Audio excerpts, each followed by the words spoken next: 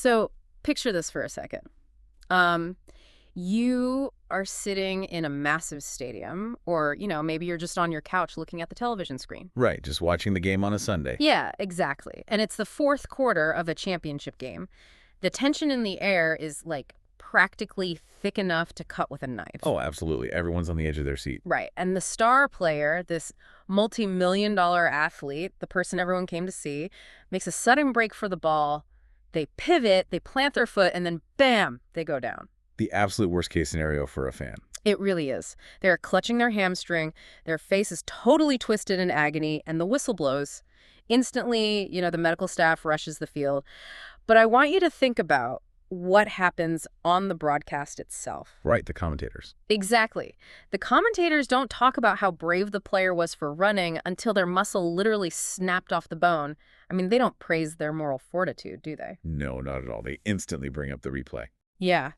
They pull up the telestrator. They start analyzing the player's gait, their recent sleep schedule, their hydration protocol from the past 48 hours. It's incredible how fast it shifts. They scrutinize the biomechanics of that single misstep, looking at the angle of the ankle and, the load on the tendon. It becomes an immediate, almost forensic autopsy of the player's routine. It really does. The entire discussion pivots to how this physical breakdown could have been, and from a management perspective, absolutely should have been completely avoided. Yeah, the underlying assumption is that an error occurred in the system, right? Exactly. The narrative is instantly about a failure of maintenance. Yeah. But let's look at a totally different arena. Imagine a corporate office building. Okay, shifting gears. Right. It's, say, 11 p.m. on a Thursday. The glow of a solitary computer monitor is illuminating this little cubicle. A worker's just slumped over their keyboard. Oh, man. We've all been there, or at least seen that. For sure. They've been working 80-hour weeks for a month to get a massive software deployment out the door. Their heart is racing. Their vision is blurry. They are surviving on, stale coffee, cortisol, and sheer panic. Just a completely toxic physiological state. And finally, their body just shuts down. They end up in the emergency room with a stress-induced arrhythmia or a severe panic attack. Which is terrifying. But what is the reaction from the executive team or their peers the next morning? Because it is certainly not a biomechanical analysis of their sleep protocol. Far from it. The reaction is usually a hushed, almost reverent awe. You hear these whispers by the water cooler like they really gave it their all. They push through the pain. Exactly. What a legend. It's incredibly admirable how much they sacrificed for the quarterly earnings report. Wow. So the breakdown isn't framed as a failure of the system at all. No, it's framed as the ultimate proof of the individual's dedication. And that contrast right there is the core of our deep dive today. We are unpacking a fascinating piece of source material that examines this utterly bizarre double standard. It really is a strange hypocrisy when you lay it out like that. Right. Why do we hold completely different sets of rules for a physical injury in sports compared to a physical or mental breakdown in the knowledge work economy? It's a question we almost never stop to ask. Exactly. And for you listening, our goal today isn't to just rehash the same tired complaints about work culture or burnout. We want to actually dig into the neurobiology of why we do this, the cultural traps we fall into. And ultimately equip you with a new pragmatic framework. Yes, a new way to view your own energy, your ambition, and really the illusion of perfectionism. So, okay, let's unpack this. Let's start with why society looks at the athlete's body as a machine that needs oiling, but looks at the office worker's body as just kind of an irrelevant shell for their brain. What's fascinating here is it fundamentally comes down to a concept the source highlights regarding how society assigns value. Specifically, this shared premise that the body is capital. The body is capital. Let's break that down. In the realm of elite sports, the physical form is explicitly recognized as the instrument of trade. I mean, if a master cellist accidentally left their $2 million Stradivarius out in the rain, no one would call them a hero for testing the limits of the wood. No, they would call them completely negligent because the instrument is the sole generator of value. Precisely. In sports, breaking down is viewed as an avoidable failure to protect your capital. The team literally ensures the player's legs or arms because they recognize the biological reality of the asset. But the moment we transition into a white-collar environment, an office, a hospital, a school, it's like we suffer this collective amnesia about human biology. We really do. We've inherited this abstraction from the Industrial Revolution, which was then compounded by the information age. We started treating knowledge workers as though they are merely floating consciousnesses detached from any biological substrate. Like we're just brains in jars on a desk. Exactly. The assumption is that because you are using your brain to type code or manage a classroom, rather than lifting heavy machinery, you aren't subject to the laws of physical depletion. Which is scientifically ridiculous. It is. The brain is an organ. It consumes 20% of the body's energy. It requires immense metabolic clearance to function. Yet in the workplace, the premise that the body is capital completely evaporates. The human being is viewed merely as combustible fuel for productivity. I'm trying to visualize how crazy this is. It's like, okay, think of a massive server farm for a tech giant. Okay, I'm picturing it. The company spends hundreds of millions of dollars on liquid cooling systems, HVAC, and power regulation for their servers, right? Because they know if the hardware overheats, the software crashes. That makes perfect sense for a machine. Right. But then they take the human engineers who write the software, stick them in a high-stress environment with no sleep, and act completely shocked when their hardware overheats and their cognitive software crashes. That is an incredibly apt parallel. The breakdown of the engineer is a catastrophic failure of management, just like an overheating server. But we don't treat it like one. No, we don't. Mhm. And because we don't treat the workplace breakdown as a maintenance failure, we lose all opportunity for corrective learning. Give me an example of that. Well, when a sports franchise experiences a rash of injuries, they fire the strength and conditioning coach. They say, we have a systemic flaw. We need to adjust our training loads. They learn. They course correct? Yes.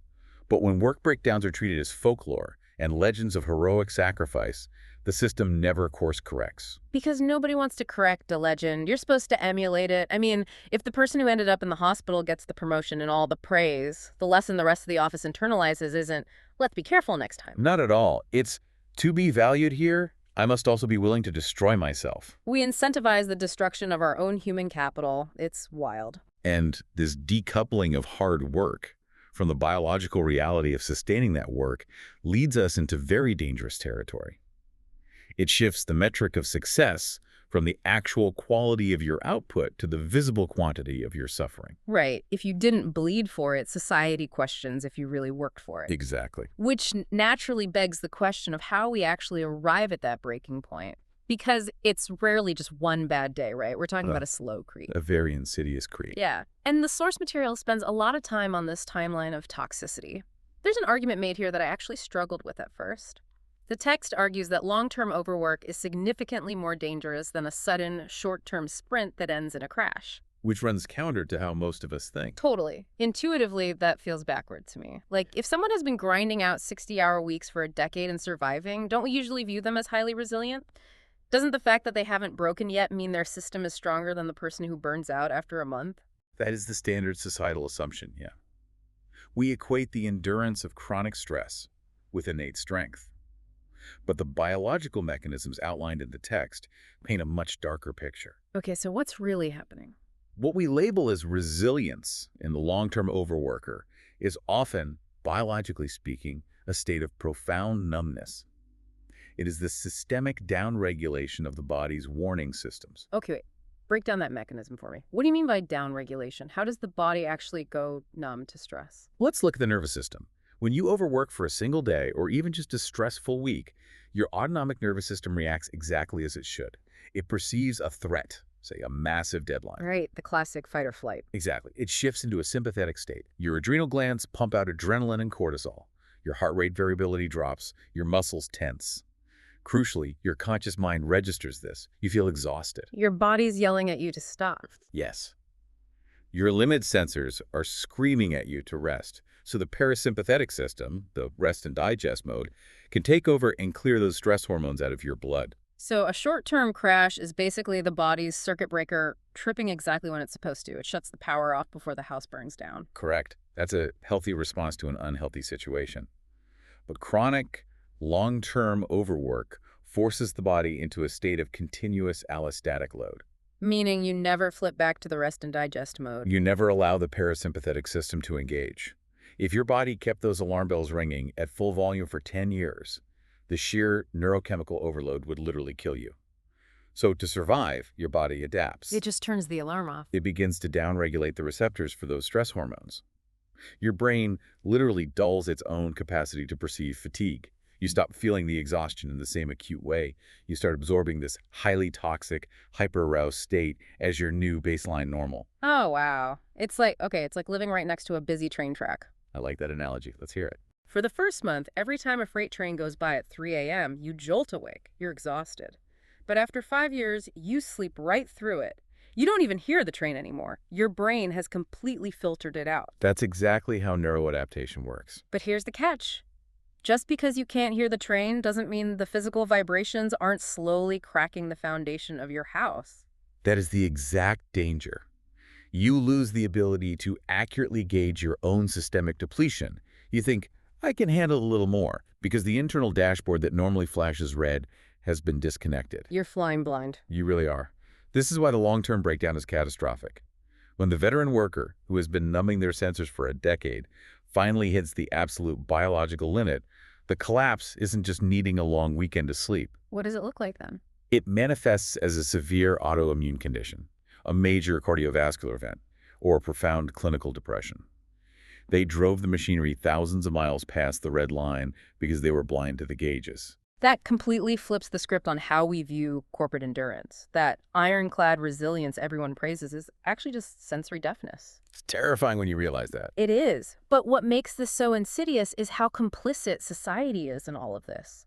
When that 10-year veteran finally has a heart attack, nobody says, look at this horrific culture that blinded them to their own limits. Instead, the response is usually just a fatalistic shrug. Well, they worked so hard for so long, it was bound to happen. Like it was just a force of nature. Exactly. But the source insists we have to reject this passive acceptance. The very normalization of running without limit sensors should horrify us. We shouldn't be marveling at how long someone endured a toxic environment. We should be relentlessly questioning why the environment requires that endurance in the first place. Precisely. The very act of pushing until breaking is what society needs to view as a flaw in its values. So if the biological reality is this grim, why do we volunteer for it? I mean, nobody wakes up on a Tuesday and consciously decides to slowly dismantle their nervous system. No. Usually we are driven by something that feels incredibly noble. Right, and the source points the finger squarely at our cultural obsession with perfectionism. But it frames perfectionism in a way I had never really considered before. Normally, we think of perfection as the ultimate additive process. How do you mean? Like, if you're a perfectionist, you are gathering all these wonderful traits. You want the flawless career, the immaculate home, the ideal relationship. It feels like an accumulation of good things. It does feel that way, which is why it's such a seductive trap. But the text provides a harsh philosophical correction here. It argues that achieving perfection in reality is not a process of addition at all. It's a process of subtraction. Yes, a ruthless process of subtraction. To achieve absolute perfection in one domain requires the active letting go or sacrificing of everything else. I want to really chew on that for a second, a process of subtraction, because the math of perfection is brutal, isn't it? Walk me through the math. Going from 0 to 90% on a project might take, say, a week. That's reasonable. But getting from 90% to 99% takes another month. And closing that final 1% gap to absolute perfection could take a year. The energy requirement becomes exponential. Yes, exactly. Because you have a finite amount of cognitive bandwidth, time, and physiological energy. Funding that exponential push toward perfection in one narrow goal, like becoming the youngest partner at a law firm or launching a startup without a single flaw, requires you to siphon resources away from every other sector of your life. It's the extreme end of diminishing returns. It's like managing a city's power grid during a severe heat wave. Okay, I see where you're going with this. You only have so much electricity to go around, right? Yeah. If you decide that the giant corporate skyscraper downtown needs to be lit up like a beacon with every single floor running air conditioning at max capacity, that's your perfectionist goal. The power doesn't just magically appear. No, you have to pull it from somewhere else. Exactly. You have to actively initiate rolling blackouts in the residential neighborhoods. You shut down the power to your physical health. You turn off the electricity to your marriage. You completely black out your hobbies and your friendships. You're creating dark zones. Yes, you are creating dark zones in your life just to keep that one building shining. And that visual of the dark zones perfectly captures the psychological trap the source warns about. The perfectionist isn't someone who is rich in a diverse array of life experiences. No, they're impoverished everywhere else. Exactly. They are someone who has deeply impoverished their broader existence to afford one incredibly expensive, shiny object. And the tragedy occurs when they finally acquire it. Why is it a tragedy? They got what they wanted, right? Because the cost was so astronomically high, it triggers a dangerous inflation of expectations. What do you mean by an inflation of expectations? When you have sacrificed your youth, your sleep, and your relationships for a specific career milestone, your internal monologue demands an equal return on that investment. Oh, I see. You think, I gave up everything for this promotion, therefore this promotion must provide me with infinite lasting happiness. It must fill the void of the friends I lost and the health I ruined. But the math doesn't work out. I mean, a promotion, no matter how prestigious, cannot hug you when you're grieving. It can't rewind the clock and give you back 5 years of sleep debt. It's just a job title. It's completely inadequate for the emotional weight placed on it. It can't bear the structural weight of an entire sacrificed life. Exactly.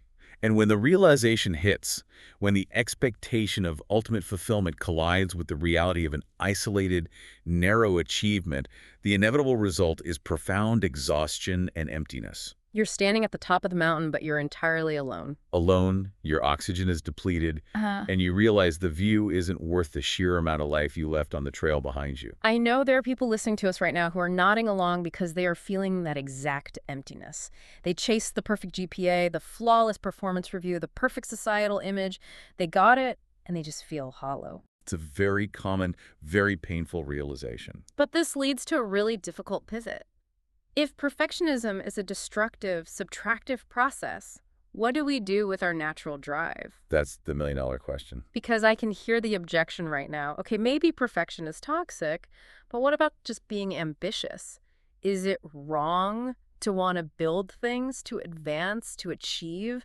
Are we just supposed to accept mediocrity? It's a fair pushback. It is. But the source takes this head-on with a concept that feels almost heretical in modern culture, the radical case for the unambitious life. It does feel heretical, especially in heavily industrialized or westernized cultures, where the concept of the hustle is inextricably linked to personal virtue. We're basically taught that if you aren't grinding, you're failing. We are bombarded with the narrative that ambition is the sole engine of human progress. And to be fair, the text doesn't deny the utility of ambition. Right, it's not a manifesto against progress at all. It acknowledges that the highly ambitious people, the inventors, the visionaries burning the midnight oil in the laboratory, the disruptive thinkers, they are the ones pushing the boundaries of medicine, technology, and art. We absolutely need them. We do. But the source makes a vital distinction about the distribution of that ambition.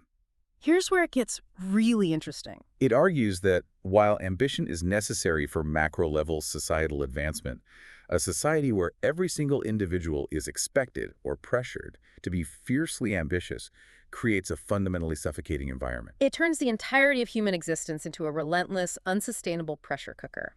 Yes. The idea that living without ambition is a perfectly wise, valid, and necessary choice is actually so liberating. The idea that you can consciously choose to step off the escalator of constant upward mobility, and that doesn't make you a failure. It actually makes you a critical component of a functional world. If we connect this to the bigger picture and view human society through the lens of a biological ecosystem, the necessity of this becomes obvious. Okay, give me the ecosystem view. Consider a thriving forest ecosystem. You cannot have an environment comprised entirely of apex predators. Right, there wouldn't be enough food. Exactly. Yeah. If every organism is a wolf, constantly hunting, expanding its territory, and striving for dominance, the ecosystem cannibalizes itself and collapses almost immediately. Wow. A healthy ecosystem requires a massive foundation of organisms that have no ambition other than steady-state existence. Yeah. You need the deep-rooted trees that simply stand still, hold the soil together, and provide shade. You need the grazers, you need the stabilizing forces. I absolutely love the idea of being a stabilizing force. I mean, if everyone is the disruptive tech founder trying to move fast and break things, who is going to patiently put things back together? Exactly. Who's doing the maintenance? Right. Who's going to teach the second graders? Who is going to quietly maintain the civic infrastructure? Who is going to just be a reliable, low-stress friend who actually has the emotional bandwidth to listen to you when you're struggling because they aren't aggressively networking at a cocktail party on a Tuesday night? That's it. The highly ambitious individuals can invent the new medical device. But the non-ambitious people, the individuals who prioritize stability, contentment, and equilibrium over constant growth, are the ones who silently absorb and implement those advancements while maintaining the fabric of the community. They are the bedrock. They are the bedrock that allows the ambitious ones to take massive risks.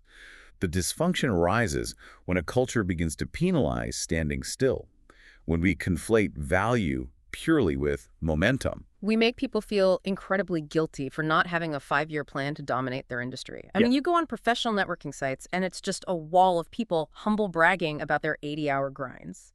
It creates a false reality where contentment is viewed as laziness. But the person who wants to do their job competently from 9 to 5, clock out, go home, walk their dog, and tend to their garden, that person is incredibly valuable.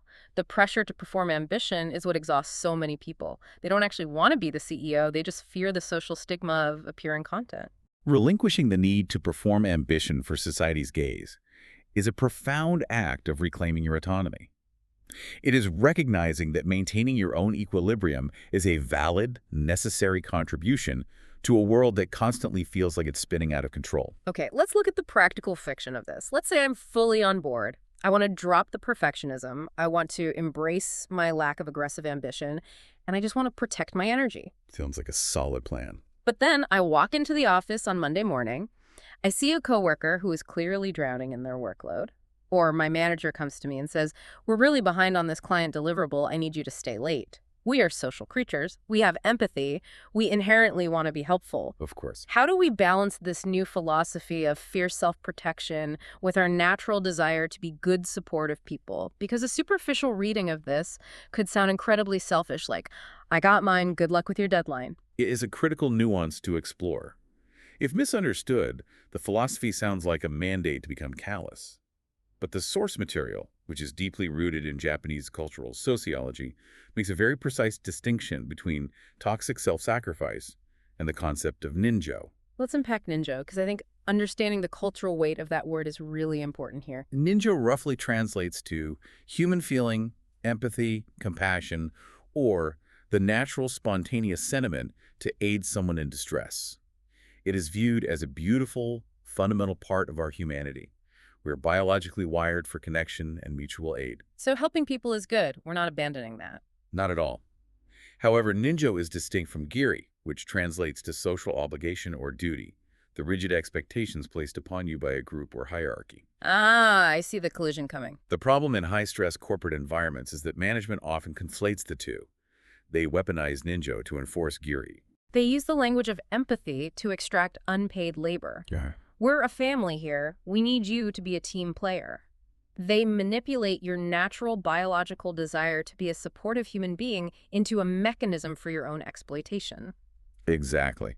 And the source argues that true ninjo, true empathy, becomes toxic the moment it is tied to the destruction of your own livelihood, your baseline health, or your fundamental peace of mind. So how do we find the boundary? Let's use a structural analogy instead of the tired cliches.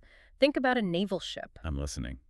The ship has a massive hull and a certain amount of ballast to keep it upright in rough seas. Empathy is like throwing life preservers to people struggling in the water. You should absolutely throw the life preservers. Yes, that's sound empathy. But toxic self-sacrifice is when you start tearing the wooden planks off the hull of your own ship to toss into the water. Oh, that's a great image. Eventually, your ship loses structural integrity, it takes on water, and it sinks. Now you're drowning too, and you can't help anyone. You have to maintain the structural integrity of your own hull first. That is a highly accurate visualization. The text provides a remarkably blunt baseline for maintaining that hull integrity. The rule is stated as long as I can live and it's not painful, it's fine. It sounds so stark, as long as it's not painful. But the implications of that boundary are massive. It is the absolute foundation of sustainable altruism. Let's translate it to the workplace. If helping your colleague finish their presentation means you stay an extra hour, but you still go home, get a full night's sleep, maintain your exercise routine, and your stress levels remain at a manageable baseline, that is sound empathy. You are giving from your surplus. You are throwing a life preserver. Precisely. But if helping that colleague means you miss your child's recital, you sleep for 3 hours, and you wake up the next morning with a knot of visceral anxiety in your chest and a spiking heart rate, you have violated the baseline. It has become painful. Yes, you are tearing planks off your own hull. You are giving away your structural capital, not your surplus. And the tragic irony, as the source points out, is that if you routinely help others at the cost of your own stability, you are actively planting the seeds of your own eventual breakdown. And then what happens? When you inevitably collapse from the cumulative stress, you will become a burden on the very community you are trying to support. Sound empathy absolutely requires a bedrock of personal stability. You cannot provide liquidity to the market if your own bank vault is empty. That reframes it so powerfully. Recognizing that setting a firm boundary is not an act of selfishness, but an act of long-term preservation completely changes the emotional dynamic of saying no. It removes the guilt. It also prevents resentment, because when you tear the planks off your ship for a company and the company responds by just asking for more planks next week, that resentment turns incredibly toxic. Yeah. So the rule is secure your foundation, give from the overflow. So we've covered the biology of stress, the trap of perfectionism, the validity of the unambitious life, and the boundaries of empathy. But application is where the rubber meets the road. Knowing this theory is wonderful, but doing it in a world that actively demands your burnout is incredibly difficult. It's the hardest part. How do we actually apply this tomorrow morning? And this brings us back full circle to the athlete. The source offers highly actionable advice here, and it hinges on the concept of intentional recovery. Embracing this mindset does not mean you simply do nothing. You aren't mandated to become completely passive. You're not just lying on the couch forever. No, you can still engage in deep, rigorous work. You can have massive output days. But the absolute key is the physiological accounting that must follow. If you expend a massive amount of cognitive and emotional energy on a major project on a Tuesday, the very next day, Wednesday, you must actively ease off. You cannot treat Wednesday like it's just another Tuesday, which is exactly what corporate culture demands: infinite linear stamina. But biological systems are oscillatory, not linear. They require cycles of exertion and recovery. Consider an elite tennis player who plays a grueling 5-set match on a Sunday. They're completely drained. Right. They do not go run a 10-mile threshold pace on Monday. They engage in active recovery. They do light mobility work. They utilize cold exposure. They prioritize sleep architecture to allow their glymphatic system to clear the metabolic waste from their brain. They are very deliberate about it. Very. They intentionally and systematically recover the specific energy they spent. In the knowledge economy, we expect the brain to run a 5-set match every single day, year-round. And if you don't actively schedule your recovery, your biology will eventually step in and schedule it for you, usually in the form of a debilitating illness. Exactly, right? We have to treat our energy budgets with the same rigorous mathematical accounting that a sports scientist uses. If I burn 1,000 units of cognitive energy analyzing data all day, I have to engage in low-friction activities that replenish those 1,000 units. But here is the friction point for the listener. So what does this all mean for someone actually trying to do this? If I crush a project on Tuesday, and I decide to take an active recovery day on Wednesday, where I just do light admin work and leave right at 5 p.m., I am terrified of the external judgment. Oh, absolutely. I'm terrified my boss will think I'm slacking or my peers will think I'm lazy. The fear of appearing unproductive keeps us on the treadmill. That fear of external judgment is powerful, but the source introduces what I consider its most liberating, if slightly cold, truth to dismantle it. What's the truth? We are terrified of judgment because we operate under the illusion that society is deeply invested in our personal narrative of struggle. We assume that management and peers care about how hard we are working, the process we are going through, and the sacrifices we are making. But they don't? The reality of the marketplace is entirely transactional. Society, by and large, does not care about your internal life or your process. It only cares about the final product. It doesn't care about the dark circles under my eyes or the fact that I missed dinner with my family. It literally only cares if the spreadsheet is accurate and in the inbox by 9 a.m. Exactly. The market evaluates the output, completely blind to the suffering required to generate that output. So this raises an important question. If society doesn't care about your process, why are you killing yourself to make your process look like you are suffering? Why are you engaging in the theater of exhaustion? The theater of exhaustion. Oh my gosh, that is such a perfect phrase for it. It's what we all do. We perform our stress so that others will validate our existence. We send emails at 1:30 a.m., not because they need to be sent, but to leave a timestamp that proves we are dedicated. We sigh heavily at our desks. We walk fast through the hallways holding papers to look burdened. It's exhausting just talking about it. We are acting out a play for an audience that isn't even watching the stage. And once you internalize that the audience only cares about the final score, the pressure to perform the suffering evaporates. You realize you do not need external validation for how you manage your internal energy. You only need to comfortably produce the necessary output to maintain your obligations. It takes so much pressure off. If you are highly competent and can produce the required results in 4 hours of deep, focused work, and you spend the rest of the day in a low arousal state recovering, the market will not penalize you because the market only sees the result.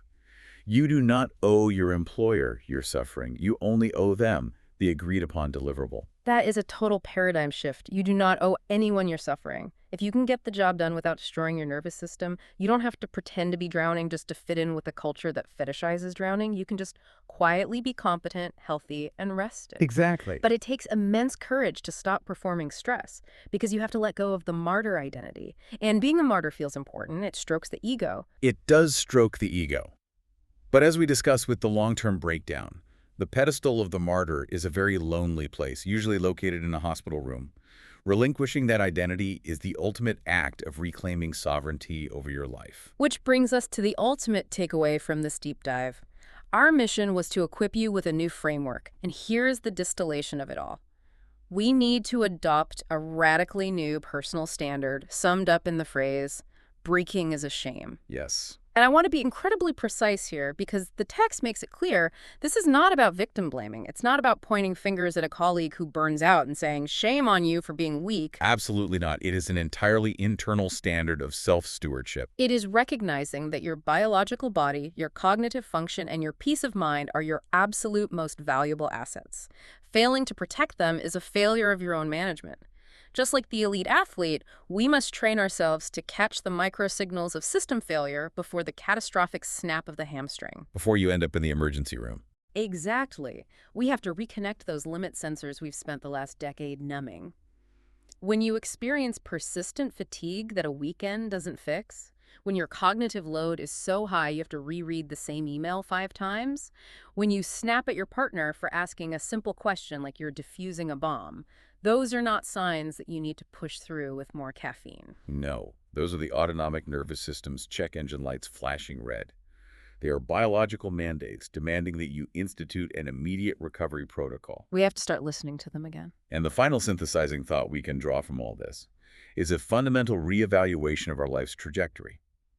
Perfectionism is a subtractive trap that demands the systemic dismantling of your well-being for a singular, isolated, and often hollow triumph. It takes everything and gives back very little. But choosing to honor your biological limit sensors, accepting the validity of an unambitious baseline of contentment, and fiercely protecting your recovery, that is the blueprint for a sustainable, deeply peaceful existence. Leave the relentless pushing, the theater of exhaustion, and the heroic self-destruction to those who truly want that path. Let them bear the physiological costs. You do not have to join them in the fire. You do not have to join them in the fire. I love that. As we wrap up today, I want to leave you, the listener, with one final thought to carry with you into your workday tomorrow. Think back to the sheer transactionality of the marketplace we just discussed. If society genuinely only evaluates the final output of your work and is entirely indifferent to the invisible suffering it took to get there, who exactly is the audience for your overwork? It's a question we all need to answer. Who are you destroying your nervous system for? If the answer is just a faceless corporate entity that would post your job opening before your obituary is even published, then it is time to rewrite the script. What if, starting tomorrow morning, you stopped treating your biology like a disposable machine? What if you treated your own cognitive energy, your sleep architecture, and your peace of mind with the exact same statistical ruthlessness and protective care that a multi-million-dollar sports franchise uses to guard its star player? Because when it comes down to it, in the grand arena of your own life, you are the franchise. Protect the asset. Thanks for diving deep with us.